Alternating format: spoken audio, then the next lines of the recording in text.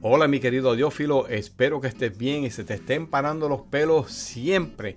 No importa el equipo que tengas ni cómo lo estés escuchando. Ni la música que estés escuchando. Solamente hay dos tipos de música. Buena música y mala música. Así que la que más te plazca, esa es la que debes disfrutar. Solo o junto a tu familia. Pues bien, estoy tratando de volver al canal a traerle contenido interesante. Tengo muchísimas cosas que hacer. Poco a poco lo voy a estar haciendo. Todavía ando medio enfermo.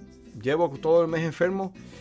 Pero aquí estoy para traerte una entrevista muy interesante con Christian Griego, quien es el propietario de la compañía de tocadiscos Sota. Resulta que el mes pasado yo fui a Chicago a tocar un concierto, pero como siempre debe ser, también tomé tiempo para hacer un pequeño viaje audiófilo. Y te lo traigo a ti para tu beneficio. Te pido disculpas por no haber tenido tiempo para sentarme y escribir las traducciones con el teclado, pero tengo entendido que los algoritmos de YouTube han mejorado muchísimo en la cuestión de la traducción. Así que la entrevista va a ser en inglés, pero mira a ver qué puedes hacer tú con las traducciones automáticas de YouTube. Me dejas saber si funcionan, si han mejorado o no. O te recomiendo también que aprendas un poquito de inglés porque te puede ser beneficioso, especialmente a los jóvenes. ¿Ok? Bueno, espero que lo disfrutes y vamos a verlo.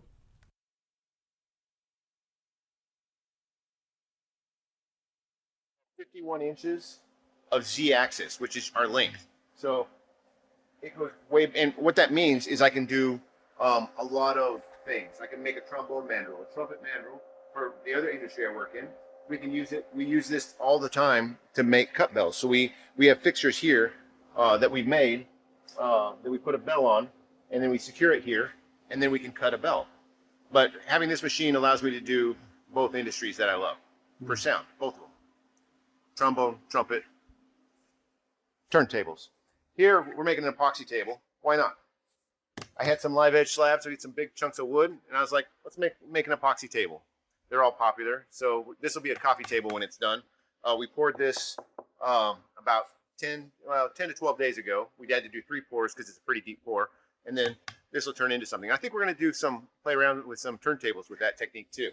Oh, just for fun. Yeah. But I think we'll do those as like one-offs because you always have to keep innovating, and then Yes. we'll see where we end up with. So being the wood shop, big chunks of walnut. This will end up being. We haven't decided. I think I actually am going to use this side here to make turntables, and this I'm going to make into a table with epoxy because with we can fill in that. Do you ever use reclaimed wood or So do any special all of our wood is technically reclaimed. So Okay. In the Kettle Moraine, which is just 20 minutes from here, it's all sandy loam. And cherry trees grow fast. They're tall. So in a big storm, the root structures in a sandy loam, they blow over. And so I'll get a call, and we take the trees, and that's what's here.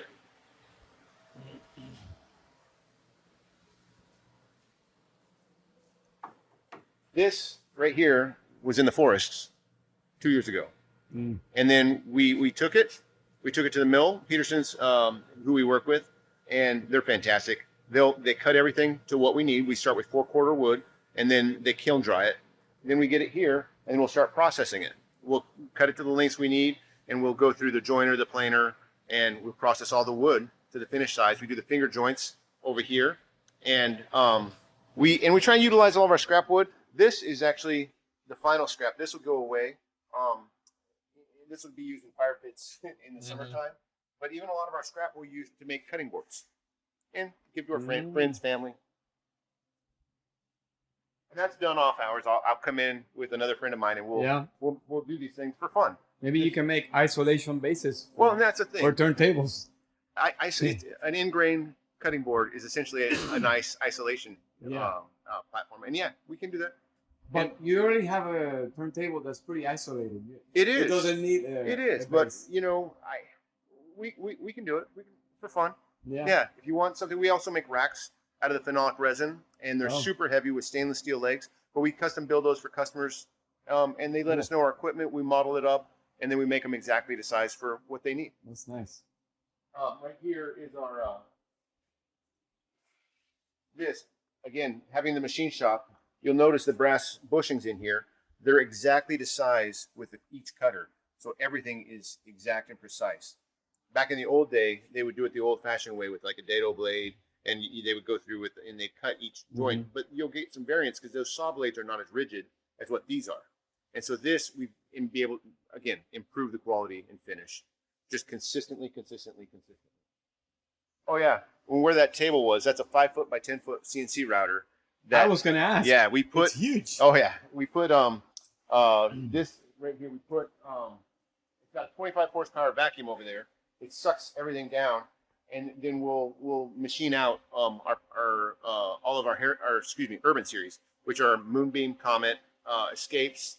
They'll go on here in big sheets. If at least 4 to 8, if we can get 5 to 10, we will, and then we make all of our tables on this for the plinths. This is a CNC. This is actually not CNC. This is a straight line rip saw, which is quite scary. It's got a 15-inch blade on there, but when we're working with the raw lumber, it goes through it very quickly. You can see some of the processes. Now we're getting down to better finish. And if anybody needs a lantern for Christmas, we've made those. Lots of creativity going on here. Well, that's the thing. And you have to do things sometimes for money. You have to do sometimes things for creativity. And so we don't want our employees to get bored just doing one thing over and over. So this is normally Juan and Gabby are here, but she's out right now. They're both out today. This is African rosewood, which is beautiful. These aren't finished completely yet. And then we have the walnut and cherry. And all of the cherry and walnut is locally sourced. The African redwood isn't, obviously. Then our sub chassis station over here. You don't get in trouble with the Krites or whatever they call it, for the exotic woods.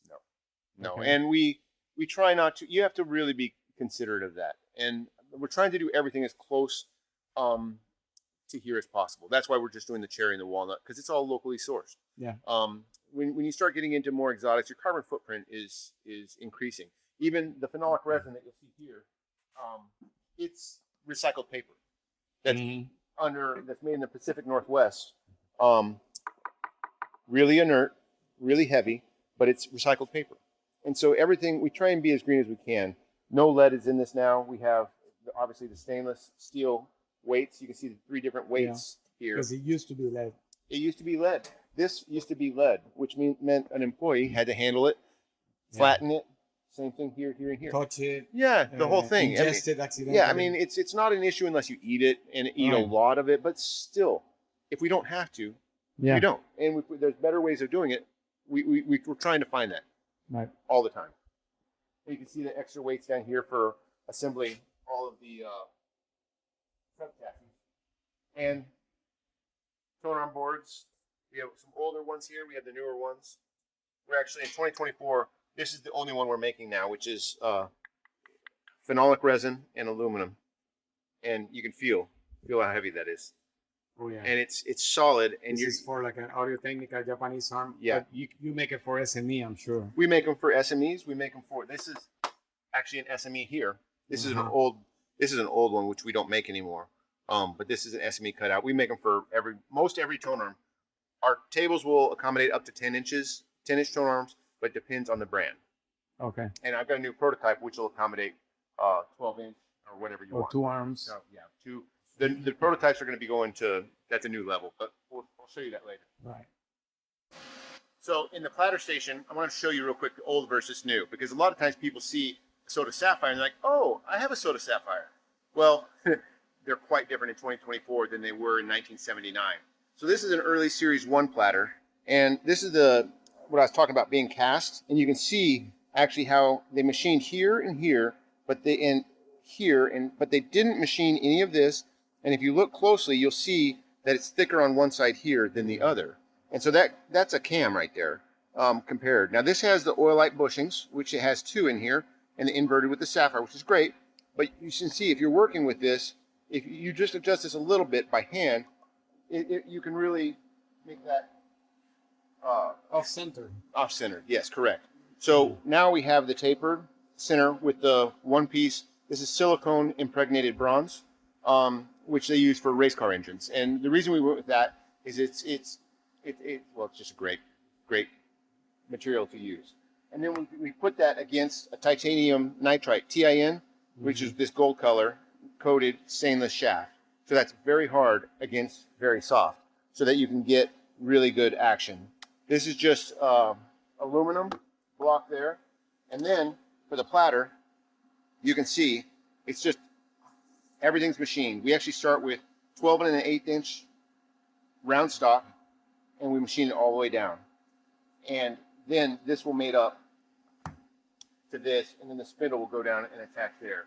But it's quite a difference in a Sapphire in 2024 than it was from 1979. So in here we have our finished room where we put everything when it's complete. So this is our inventory getting ready to be built. So we have our Quasar, which they've been selling like hotcakes, which is a fantastic table. Has the Condor and Roadrunner capabilities, the 3-phase BLDC motor. Does this have suspension? These are non-suspended tables. Okay. Quasar. Yep. These all are. These will have the 4-point spring suspension. Right. This is going to be a Cosmo. You can see it's highly flamed.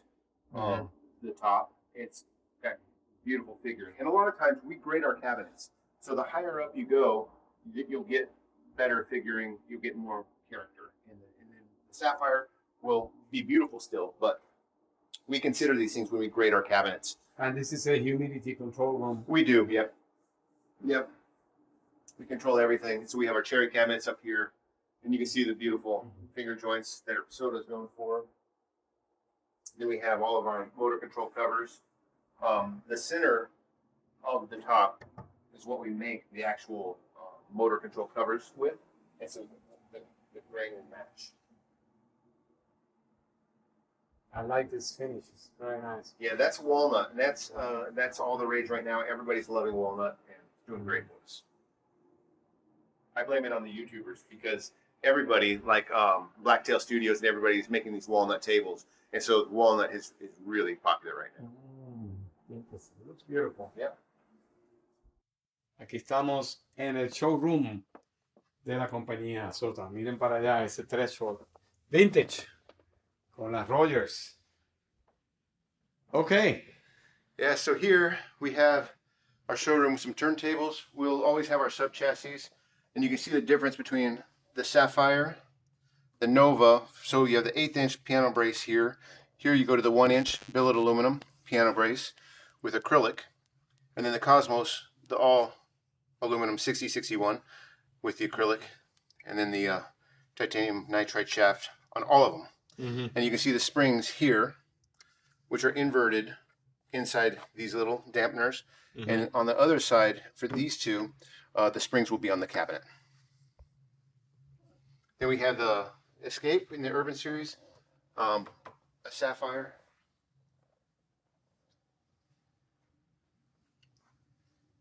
And then today we're going to be listening to... Ah, you're Van der Steen's fan, huh? Yeah, I like the older ones. Yeah, I do. Yeah. A Cosmos. I have a friend who's a big Van der Steen fan. Past Labs. Yep.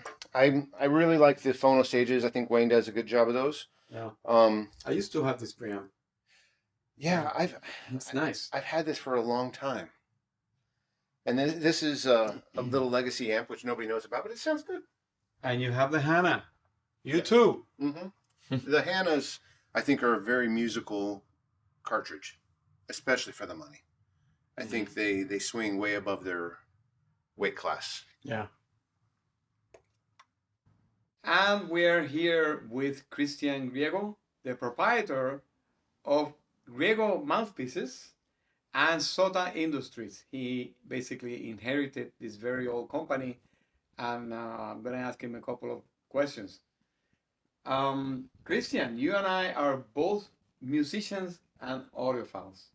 So do you consider yourself one more than the other? Which part dominates when you listen to music? Well, that's an interesting question. I am a musician. I play every day, and you have to practice, of course. But I consider myself now more of a technician for both fields, in that when I'm listening for certain things and certain problems, and a person's playing is the same as with the system. You're listening for areas you can improve within the system. And a lot of times I separate my listening. At home in the evening is for enjoyment and finding new music, things that are interesting to me, that I love and I can relax. During the day, I'm more of a technician where I'm studying, I'm looking for problems. Is there a problem with what can we improve to make a turntable improved? And so I think that I kind of compartmentalize my life and my style of listening depending upon what I'm doing. When you listen at home, do you also do some streaming just to get to know new music, or do you strictly listen to records because you're a record guy? I will stream to find new music and then buy it on vinyl as quickly as possible. A lot of times when I'll have people over, or when I'm doing comparisons, we'll compare vinyl to streaming, and we'll try and see what the differences are. Can we detect any difference in pace? Because if the turntable is doing its job out to the third or fourth decimal point after 33.333, if it's stable, then there should be pace-wise no difference. Now, energy-wise, and what you hear, depth of soundstage, width of soundstage, that can be radically different depending upon your DAC versus your cartridge and phono stage and whatnot. Do you recommend that audiophiles learn about the process of recording, for example? Because, sometimes audiophiles will listen to a system and say, oh, it sounded bright. The trumpet sounded too bright. But maybe they're not familiar with the process that was used for that particular recording, right? I just got back from Chicago Audio Society on Sunday, where we played 3 hours of everyone in it brought their own records. And it was great because it's what they wanted to hear. Mm-hmm. And on one particular album, I could hear the singer, they'd use compression on her voice. And it was more compressed, and it didn't have the wide dynamics that you would have of no compression. But the slide guitar had no compression on it. It had a very wide stage right, but very wide and open sound. And that's done in post. It was recorded, and then these effects were added in. And I kind of looked at the audience, and I actually brought it up to them that I thought it was important that we study recording techniques so you know why you're hearing what you're hearing. I do think it's very important. If you're going to spend all this money on this equipment, it's important to know the recording process behind. So, we've made some prototypes that I'm going to play for you next. And it's so stable that when you get to old recordings that were recorded on tape, you can hear the wow and flutter from the tape machine it was recorded on. Uh-huh. And for me, that's amazing. Knowing that the turntable is so stable that the artifacts that you're hearing were from the recording process, but understanding now that we've achieved such a high level of turntable manufacturing that you're hearing the problems in the recording process from the 40s or 50s. I love it. It's great, yeah. I have an example of that. Probably my favorite record that I own. That I haven't seen it anywhere else. I got it, I think, on Tower Records, but it's a Japanese version of Zell conducting the Schubert Great Symphony. Yeah. And I think it was on the Epic label or whatever, but this is like a Columbia, Sony, CBS. And when I played it back at school, when I was a Juilliard on my Denon Turntable, I could hear the tape hiss from the machine. Yeah. And some people would think it's a bad thing, but I think it's cool because that particular recording, yes, it's a little bit brighter sounding, but it's because you can hear more detail. Yeah. I think it's really crucial if you're going to go to the extremes of most audiophiles that you understand what's behind the media. So, Christian, how did you end up acquiring the company, such a famous company, Sota, to audiophiles? How did you end up acquiring it, and also how do you manage to make everything in-house, and what is your network for distributing the products? Well, it's interesting. I purchased Sota January 2nd, 2018 was the official date when we moved to Delavan, and I was when I bought the company. I had owned 3 Sotas personally, and I had them, and so I was working with the company first. So you were a fan. I loved Sotas. Yes, my friend Mark. I blame him for this actually, and he always laughs and goes, "Don't blame me." But I asked him. I just want to buy one turntable because audiophiles we always buy, we sell, we buy, we sell, we buy, we sell. And I was like, I just want to buy one turntable, Mark. I don't want. And he goes, just buy a Sota and be done. And buy a sapphire. It's expensive, but it'll be worth it. You'll be done. Okay, so I bought my first Sota sapphire, and my wife may have gotten upset about that, and she may have gotten more upset when I bought the company. But I loved it.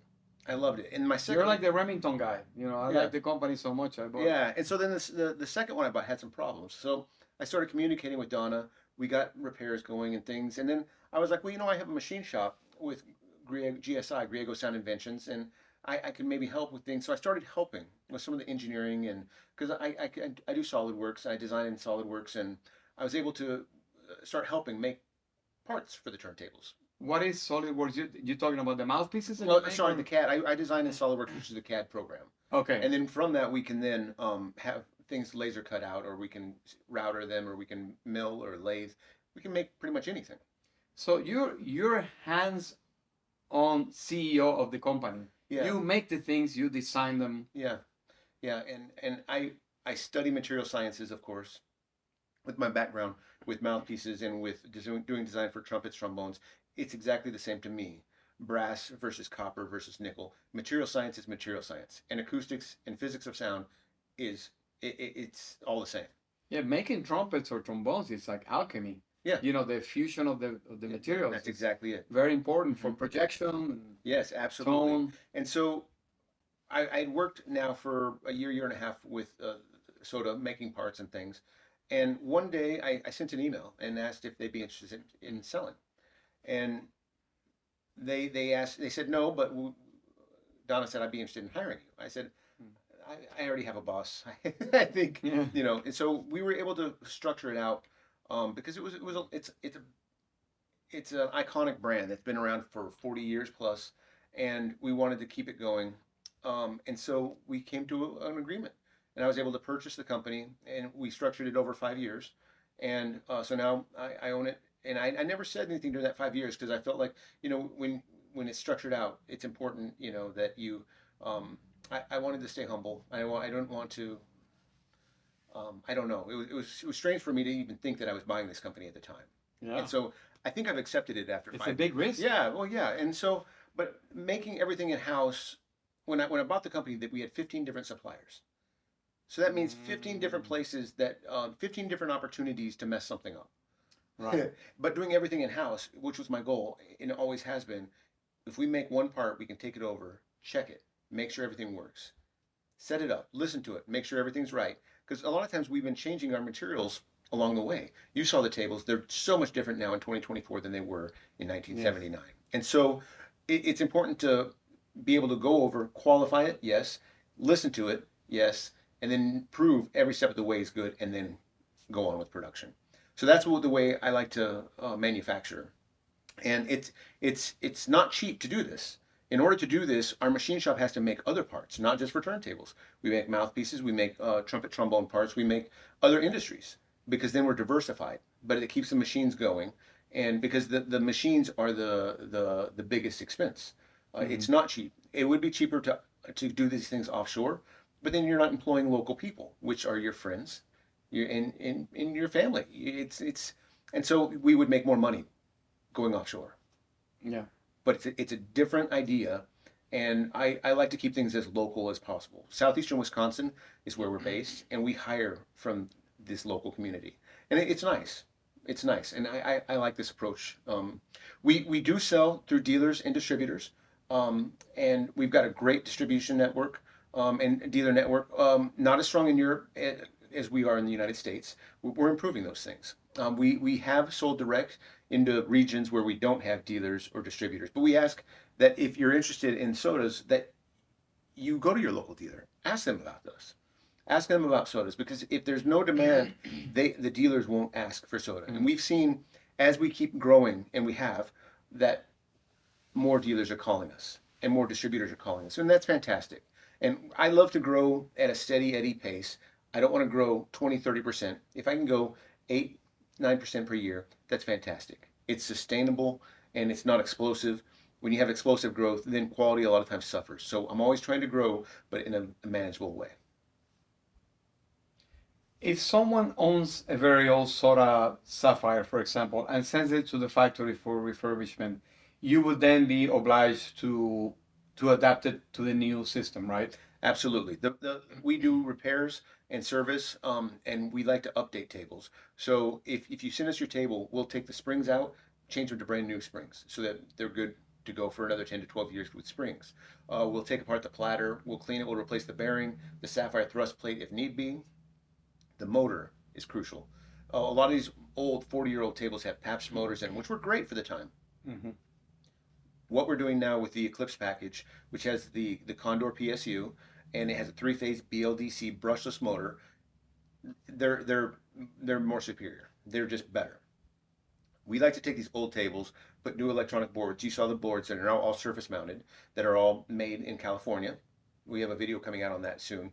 But with the new boards, you get brand new electronics, and you should be good to go for the next 20 to 30 years, because a lot of the old capacitors are getting tired, and we all know what happens with capacitors when they get old and tired. They dry out, and it's time to replace them, Yeah. or replace the board. So yeah, we do complete restorations in-house, and we take care of our customers. So if someone wants to go about buying a new turntable, what is your entry level, or how many models are you offering now for people who or maybe first time audiophiles? For first-time audiophiles, I always say, buy within your budget or one step above. And my logic is, you don't want, like when I bought my first Sota, I didn't want to buy one and then have to upgrade 4 times. Mm-hmm. I wanted a good product that sounded amazing. And all of our products are like that. We have not gone so cheap in our tables that you sacrifice quality of sound. So even with our entry-level Moonbeam, which is at $1,500, with tone arm cartridge, it's going to sound great. It's a moving magnet turntable, but it's got a nice quality of sound. You're going to get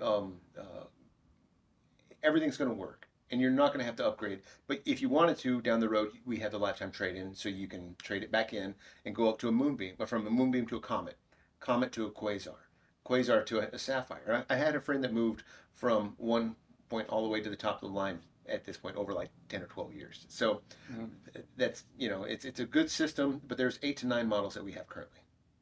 Anywhere from the entry level of like $1,500 all the way up to $10,000. Well, and a little bit more than that too. Us musicians, we're so obsessed with making music that sometimes when we go home, all we want is just quiet. We don't want to listen to music. Sometimes in the trade, you end up hating whatever you love the most. So why is it that musicians are not like the perfect audiophiles or the most hi-fi oriented people in the world? Well, one of my friends, Steve, in Boston Symphony said to me, he goes, well, I haven't invested into the audiophile world because every day I'm on stage in the Boston Symphony. And this stage is amazing, and it is my audiophile experience. Yes. And anything I buy, I'm going to have to spend so much in order to recreate that it's just too much of a leap. So that was his take on it. The other side of it is, a lot of musicians, they see it as, I don't know if unnecessary is the right word, but they're so used to focusing on the sound coming out of them and their voice and their instrument that they listen to proximity, but listening to music, 2-channel, especially hi-fi, is a very different experience than being on stage and listening in around surrounding you. It's more of an enveloping or surround experience, and the resonance that you feel in your own body. It's a very different experience. But I do think it's important for audiophiles and musicians to know what good sound is, so that when you're creating your products, your recordings, you know what good sound is, and you're not just accepting of what somebody tells you is good sound, which is one of the biggest problems I find even with audiophiles. Is somebody says, well, this has received this award and this award and this award, but I don't like it. Right? Why not? Qualify why you don't like it. Well, the tweeter, it may have been a diamond tweeter and it was beaming at me a little bit, and it sounded amazing for a short period of time, but after 3 hours I had fatigue and my ears hurt. And that's because we listen not just with our ears, with the bodies. The body will tell you after a while when it's suffering from fatigue by not wanting to listen to music anymore. Right. And sometimes, and I'm very aware of this in my own listening system, so that at the end of the day when I'm listening, it's not fatiguing. Because when I want to listen to music and not experience the problems that can come along with it. But I have to qualify what's bad so that I know how to fix it, rather than just spending more money on cables, more money on speakers. I kept the same speakers and carefully voiced my system until I'm relaxed and just enjoying it now. And that's a great place to be, to not have to chase the next thing. What is the future for Sota? What would you like to be your utmost legacy when you leave the company? Would you be building different technologies, or would you be building arms, tone arms?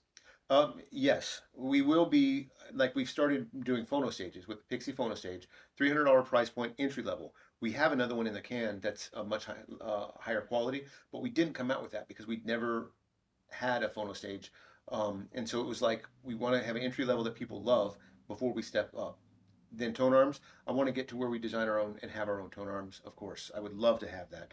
We'll probably stay away from speakers. I want to stay within the turntable and analog world. As for legacy, that's a tough question. I think I would like to, for Sota, I would like long term for Sota to continue after I'm gone. And so that after I'm forgotten, the brand still continues. So my goal is I'll probably have the company for another 10 years. I'm 51, I'll be 60, 61. And so I'll probably find the next buyer at age 59 and work with them. And so it's the same way Donna worked with me, to pass it on to me. And then I'll work with the next so it can continue on. And I think I'll just be a chapter in the history. And we all want to be involved with something that's bigger than us. And with owning Sota, it's bigger than me. It's something that's been along since 1979. And I just have the responsibility for it now. So I think my legacy long term will probably not be, huge, but it'll be a chapter in the storybook, and I think that's good enough for me. I don't know. I think it's great that the company has had the opportunity to have someone who knows how music is being made, that has that kind of experience. So I think it's a great contribution. And thank you so much for your time, Christian. Thanks. It's been great. Appreciate you having me here. Thanks. Bye.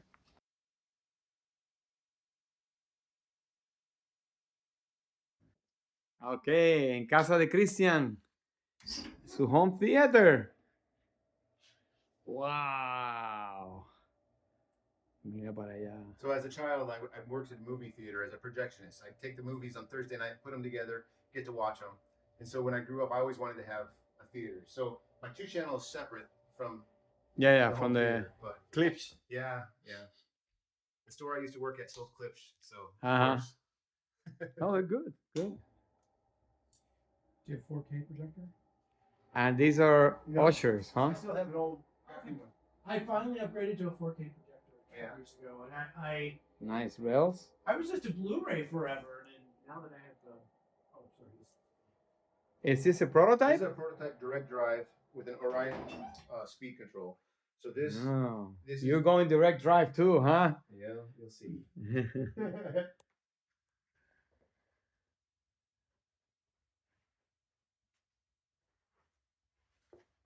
And then for cables, I have Deer Home out of Denmark and Carter, of course. Mhm.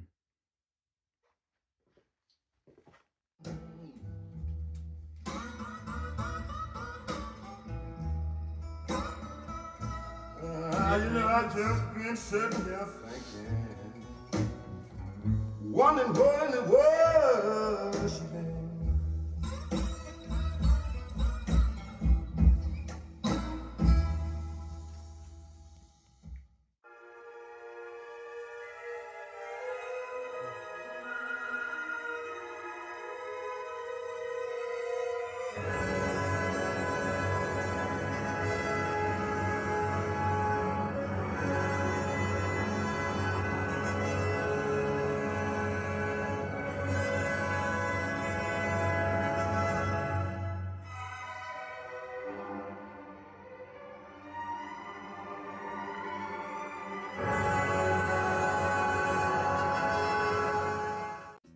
Ahí está. Qué interesante, ¿verdad?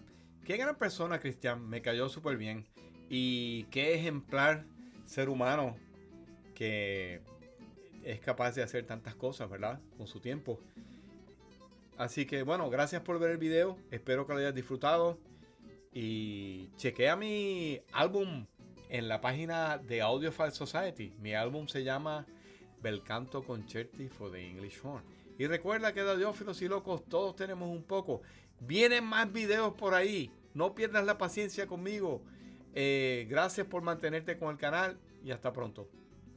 La música que estás escuchando es de mi álbum Bel Canto Concerti for the English Horn, que está disponible ahora en formatos audiófilos en la página de Audiophile Society. Lo puedes descargar como DSD o como PSM con mezcla separada para audífonos y bocinas. No te lo pierdas.